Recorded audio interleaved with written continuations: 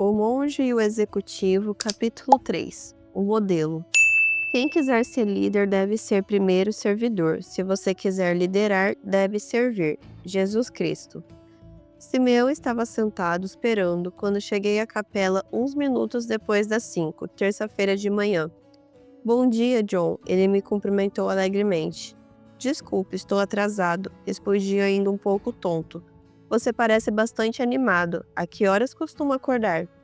15 para as 4, exceto aos domingos. Isso me dá algum tempo para me concentrar antes da primeira cerimônia. Sorriu afetuosamente. Diga-me, John, o que você tem aprendido? Não sei, Simeão. Eu fiquei muito irritado com Greg e foi difícil me concentrar. Parece que ele desafia tudo. Acho que deve ser por causa de seu treinamento no exército. Por que você não dá um basta ou pede para ele sair em vez de deixá-lo interromper tanto? Eu rezo para que pessoas como o Greg assistam às minhas aulas. Você realmente quer sujeitos como esse em sua aula? Perguntei incrédulo. Pode apostar que sim. Meu primeiro mentor em negócios me ensinou uma lição difícil sobre a importância da opinião contrária. Quando jovem, fui vice-presidente de uma companhia fabricante de lâminas de metal e defendia a todo custo a teoria de que liderar era dar a mão aos outros e cantar em coro. Outros dois vice-presidentes de que recordo vivamente até o dia de hoje, Jay e Kenny, pensavam exatamente o oposto. Eles achavam que as pessoas eram preguiçosas, desonestas e precisavam ser cumeadas para fazê-las trabalhar. Assim como Greg, ainda não tenho ideia daquilo em que Greg acredita, mas sei que as coisas nem sempre são como parecem ser. Devemos ter cuidado antes de fazer julgamentos rápidos. Além disso, Greg não está aqui conosco para se defender, e eu tento não falar negativamente a respeito daqueles que não estão presentes. Acho que esta é uma boa política, concordei com ele. Tentei viver muitas vezes sem sucesso, adotando a filosofia de que nunca devemos tratar as pessoas da maneira que não gostaríamos de ser tratados. Acho que não gostaríamos que as pessoas falassem de nós pelas costas, não é mesmo, John? Sem dúvida, Simeão. Voltando a Jay e Kenny, em nossas reuniões, eu entrava em tremendos conflitos com eles sempre que as questões dos empregados eram discutidas. Esses dois sujeitos exigiam sempre políticas e procedimentos mais duros, e eu sempre optava por um estilo de administração mais democrático e aberto. Eu acreditava que Jay e Kenny arruinariam a companhia com o que eu considerava atitudes da Idade da Pedra. Eles, por sua vez, acreditavam que havia um comunista secreto querendo entregar a companhia. Meu chefe Bill, presidente da companhia e amigo pessoal, pacientemente arbitrava essas batalhas, algumas vezes ferozes, às vezes ficando do lado deles, às vezes do meu. Duro o lugar dele, comentei. Não para Bill, respondeu Simeão prontamente. Bill sempre estabelecia limites claros, principalmente quando se tratava dos interesses da empresa. Depois de uma colorada reunião, um dia puxei Bill de lado e disse: por que você simplesmente não despede aqueles dois idiotas para que possamos começar a ter algumas reuniões respeitosas e produtivas? Lembrarei sua resposta até o dia de minha morte. Ele concordou em despedi-los? Ao contrário, John. Ele me disse que despedi-los seria a pior coisa que poderia fazer à companhia. Quando eu perguntei por quê, ele me olhou nos olhos e disse: porque, Len, se nós adotássemos só o seu jeito de liderar, entregaríamos a companhia. Esses sujeitos ajudam você a manter o equilíbrio. Fiquei tão zangado que não consegui falar com ele durante uma semana. Colocando isso na linguagem que você usou ontem, Simeão, acho que Bill deu o que você precisava, e não o que você queria, certo? Simeão balançou a cabeça. Uma vez aplacado meu ressentimento, compreendi que Bill estava certo. Embora Jay, Kenny e eu brigássemos muito, nossas decisões finais eram geralmente muito equilibradas. Eu precisava deles e eles precisavam de mim. Meu chefe sempre me adverte e aos outros gerentes da fábrica para que não nos rodeemos de pessoas que dizem amém a tudo, ou pessoas iguais a nós.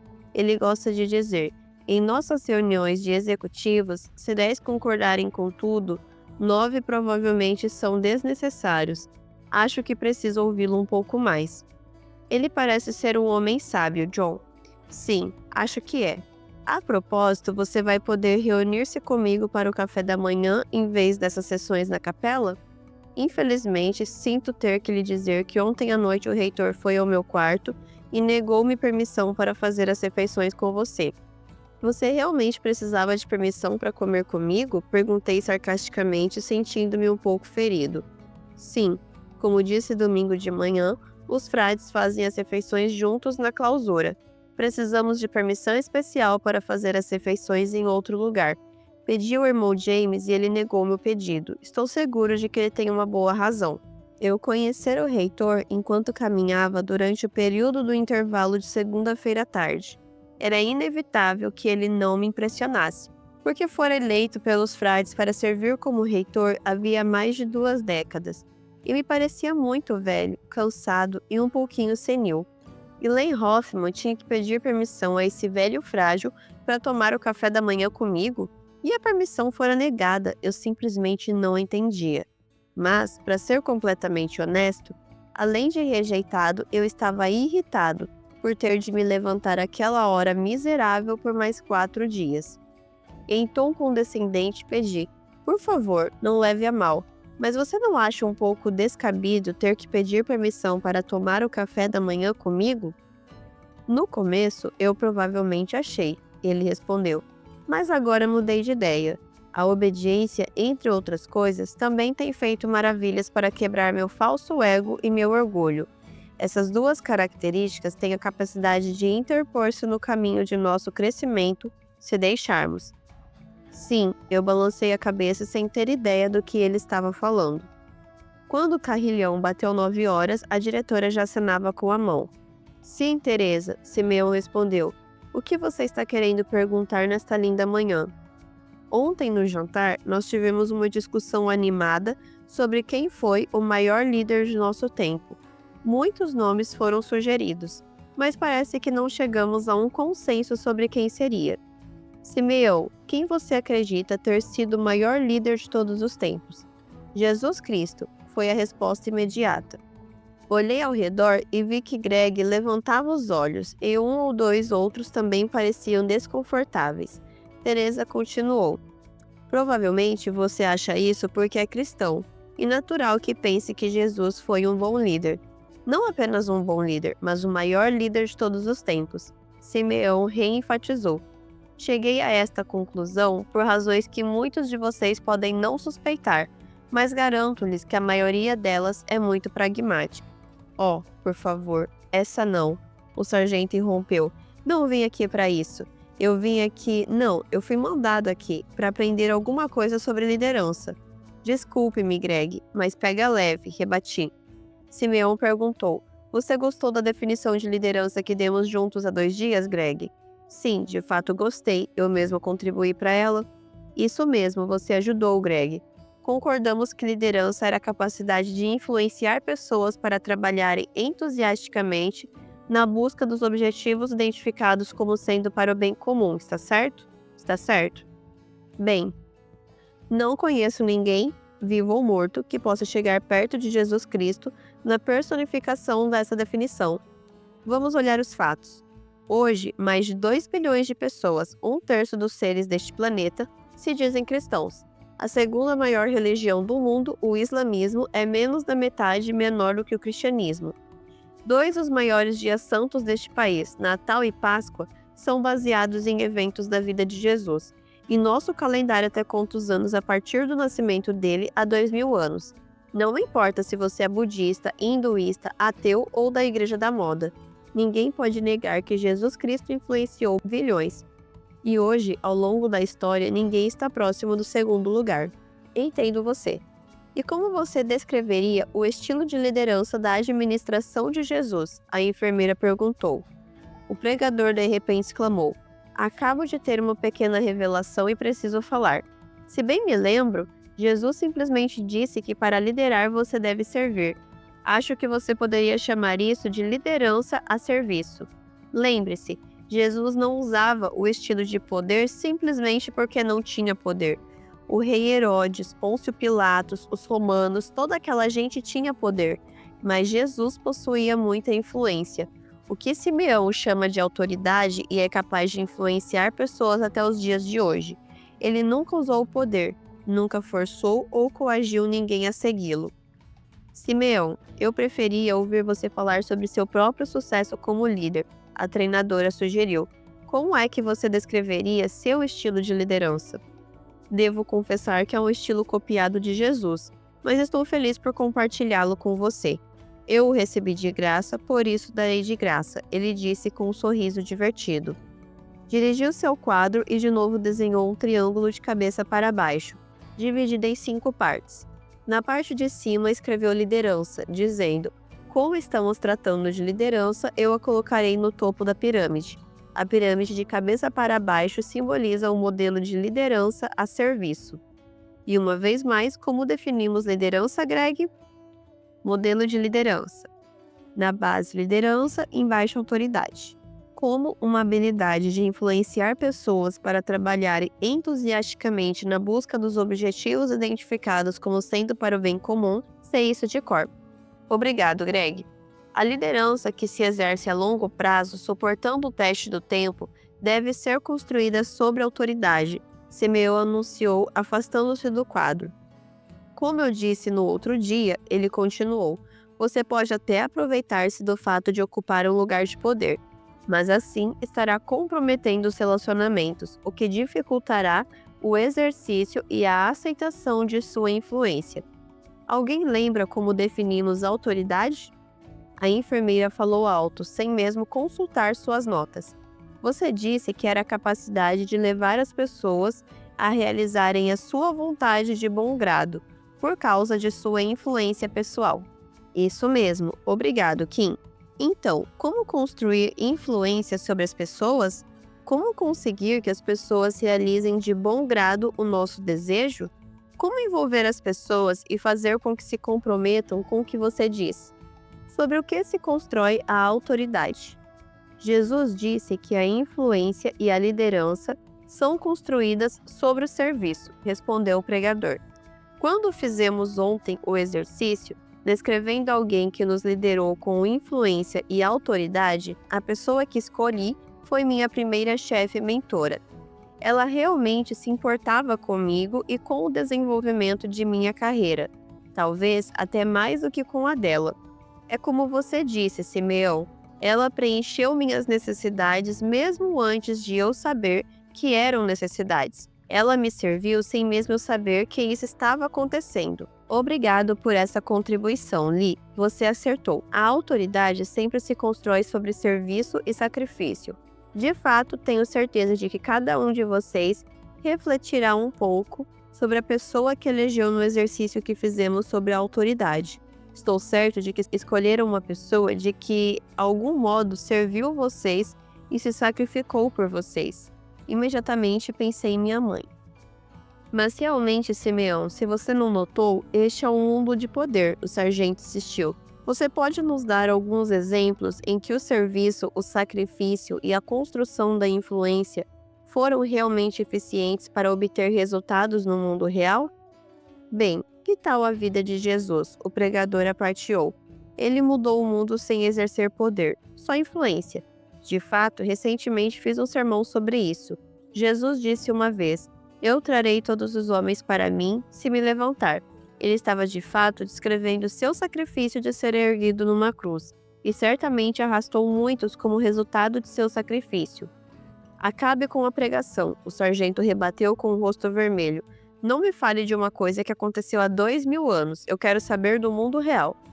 Vamos ver alguns exemplos deste século então, disse Simeão. Você se lembra daquele homenzinho da Índia? Ele conseguiu que algumas coisas fossem feitas usando autoridade e nenhum poder. Gandhi, a professora lembrou. Por falar em não ter poder, aquele grande homem tinha menos de 1,60 m de altura e pesava cerca de 50 quilos. Gandhi viveu em um país oprimido, com cerca de 1/3 de bilhão de pessoas, uma nação escrava do Império Britânico. Gandhi declarou que obteria a independência da Inglaterra sem recorrer à violência. A maioria das pessoas zombou, mas ele conseguiu. Como ele fez isso? O sargento perguntou. Gandhi sabia que tinha que chamar a atenção do mundo para que as pessoas pudessem começar a ver a injustiça do que estava acontecendo na Índia. Ele disse a seus seguidores que teriam que se sacrificar para servir a causa da liberdade, mas através de seu sacrifício começariam a chamar a atenção de todas as partes do mundo. Ele lhes disse que teriam que suportar dor e sofrimento nessa guerra não violenta de desobediência civil, exatamente igual à dor e ao sofrimento de todas as guerras, mas estava convencido de que eles não podiam perder. Gandhi serviu pessoalmente a causa e se sacrificou muito por ela. Foi preso e açoitado por seus atos de desobediência civil. Fez muitos jejuns rigorosos para chamar atenção sobre a situação da Índia. Serviu a causa e se sacrificou por ela, pela liberdade do país até o mundo tomar conhecimento. Finalmente, em 1947, não apenas o Império Britânico deu a independência à Índia, como recebeu Gandhi em Londres, com uma parada de herói. Ele fez tudo sem recorrer a armas, violência ou poder. Ele usou apenas influência.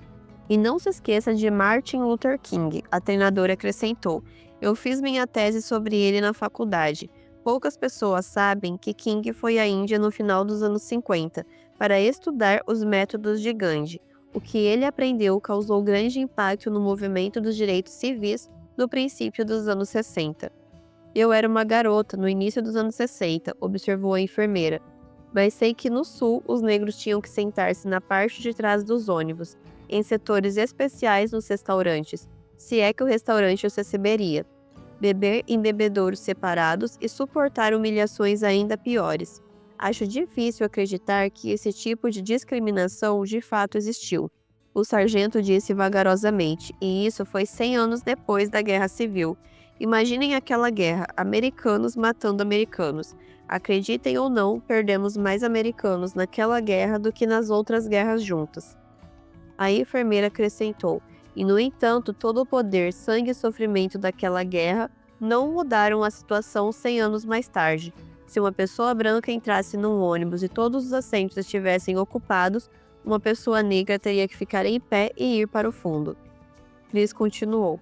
O Dr. King reconheceu que não tinha poder para fazer nada a respeito disso, mas como Gandhi acreditava que se sacrificando pela causa, ele poderia chamar a atenção da nação para as injustiças que os negros suportavam. Alguns, como Malcolm X e os Black Panthers, tentaram contrapor poder com poder. A genialidade do Dr. King consistiu em afirmar que podia conquistar direitos civis para os negros sem usar violência. Muitos riram dele também. A diretora disse: o caminho de King foi difícil. Ele sofreu incontáveis ameaças de morte e de violência à sua família. Passou tempo na prisão por sua desobediência civil e até sua casa e sua igreja foram bombardeadas. E vejam o que o Dr. King e o movimento dos direitos civis conseguiram em poucos anos, a treinadora acrescentou. O Dr. King foi o homem mais jovem a ganhar o Prêmio Nobel da Paz. Foi o Homem do Ano da revista Times, o primeiro negro americano a receber essa distinção. A legislação mais abrangente sobre direitos civis jamais promulgada, o Decreto dos Direitos Civis de 1964, tornou-se lei e ainda hoje vigora. Entre outras muitas conquistas, um homem negro foi indicado para a Suprema Corte do país. A enfermeira acrescentou, e os negros não tiveram que sentar-se no fundo do ônibus ou beber em bebedouros separados, e puderam sentar-se no balcão dos restaurantes. É impressionante o que King conseguiu sem recorrer ao poder. Depois de alguns momentos de silêncio, o pregador suavemente observou. Acabo de lembrar uma coisa. Johnny Carson, o famoso entrevistador da TV, uma vez comentou que havia somente uma pessoa sobre a qual ele jamais poderia contar uma piada. Essa pessoa era Madre Teresa de Calcutá, e era impossível fazer uma piada a respeito dela. Agora, diga-me, por que era impossível? A treinadora respondeu. Estou certa de que é por causa da enorme influência que ela teve sobre este país e sobre todo o mundo. E como você supõe que ela obteve toda essa autoridade? O pregador continuou. Aquela mulher serviu. A enfermeira respondeu simplesmente. Senti vontade de falar. E pensa no afeto que os filhos frequentemente têm por suas mães. As mães, em sua maioria, são intocáveis. Insulte a mãe de alguém e você verá o que quero dizer. Eu faria qualquer coisa por minha mãe quando ela estava viva. Quando reflito sobre isso agora, percebo que esta minha dedicação é fruto da influência que ela exerceu só pelo fato de ter cuidado de mim. Minha mãe serviu. Até mesmo antes de a campainha soar para a sessão da tarde, o sargento insistiu de novo. Compreendo como a influência, a autoridade é construída a partir do serviço e talvez do sacrifício pelos outros. Mas como isso se traduz no mundo do trabalho ou mesmo em minha casa? O que devo fazer?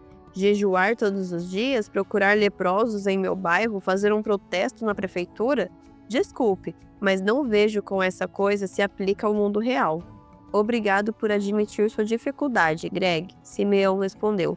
Se você está sentindo dificuldade em entender, estou certo de que os outros também estão. Antes do almoço, nós discutimos alguns exemplos históricos de autoridade para ilustrar a questão.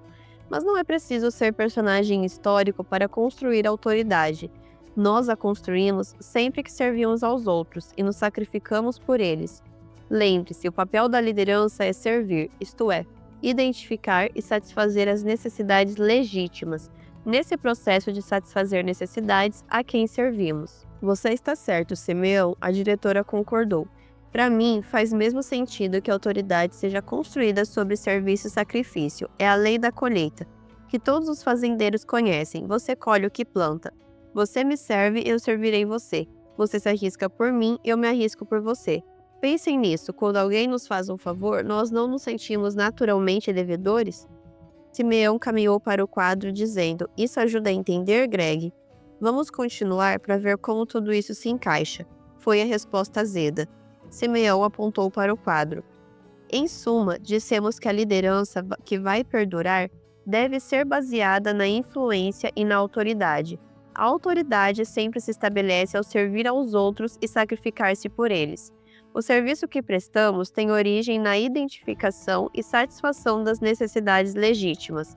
Portanto, sobre o que vocês acham que se constroem serviço e sacrifício? Modelo de liderança. Liderança, autoridade, serviço e sacrifício. Um bocado de esforço foi a contribuição do pregador. Exatamente, Simeão sorriu, mas eu gostaria de usar a palavra amor, se todos estiverem de acordo. Achei que o sargento ia ter um infarto à menção do amor, mas ele ficou quieto. Achei que podia fazer uma pergunta. Desculpe, Simeão, mas por que você traz a palavra amor para a equação? Sim, acrescentou a treinadora. O que o amor tem a ver com isso? Simeão não desistiu. A razão pela qual frequentemente nos sentimos desconfortáveis a respeito desta palavra, principalmente em ambientes de negócios, é porque quando se fala em amor, pensamos logo no sentimento. Amanhã falaremos muito mais sobre essa importante palavra, mas por hora, basta dizer que quando uso a palavra amor, eu me refiro a um comportamento e não a um sentimento. A diretora disse, então talvez o que você esteja dizendo é que o amor é o que o amor faz. Lindamente colocado, Teresa. Simeão agradeceu. Se você permite, vou usar essa frase mais tarde. O amor é isso aí. É exatamente o que quero dizer.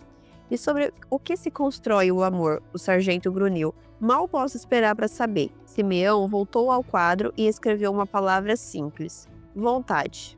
O amor é sempre fundamentado na vontade, e posso definir esta palavra vontade com uma fórmula que aprendi com Ken Blanchard, o autor daquele pequeno clássico, O Gerente Minuto. Eis a primeira metade da fórmula. Você está pronto? Não consigo nem respirar, o sargento bufou. Simeão caminhou em direção ao quadro e escreveu: intenções menos ações é igual a nada. Intenções menos ações é igual a nada. Todas as boas intenções do mundo não significam coisa alguma se não forem acompanhadas por nossas ações. Simeão explicou. O pregador observou.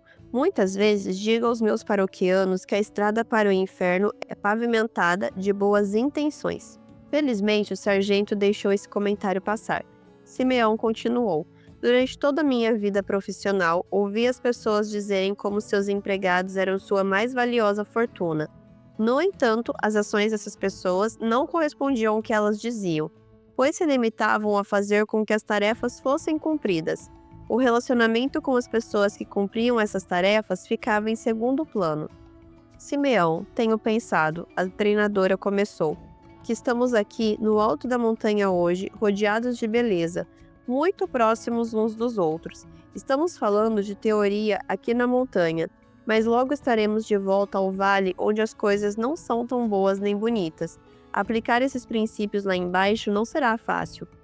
Exatamente, Cris, Simeão afirmou. A verdadeira liderança é difícil e requer muito esforço. Tenho certeza de que todos vocês concordam que nossas intenções pouco significam se não forem acompanhadas de nossas ações. Eis porque vontade está no vértice do triângulo. Esta é a segunda metade da fórmula. Intenções mais ações é igual a vontade. Só quando nossas ações estiverem de acordo com nossas intenções é que nos tornaremos pessoas harmoniosas e líderes coerentes. Eis, portanto, um modelo para liderar com autoridade. Depois de 1 minuto ou 2, a enfermeira quebrou o silêncio. Deixe-me ver se consigo resumir o que aprendi, Simeão. A liderança começa com a vontade, que é nossa única capacidade como seres humanos para sintonizar nossas intenções com nossas ações e escolher nosso comportamento. É preciso ter vontade para escolhermos amar, isto é, sentir as reais necessidades e não os desejos daqueles que lideramos. Para atender a essas necessidades, precisamos nos dispor a servir e até mesmo a nos sacrificar. Quando servimos e nos sacrificamos pelos outros, exercemos autoridade ou influência, a lei da colheita de que Teresa falou. E quando exercemos autoridade com as pessoas, ganhamos o direito de sermos chamados de líderes.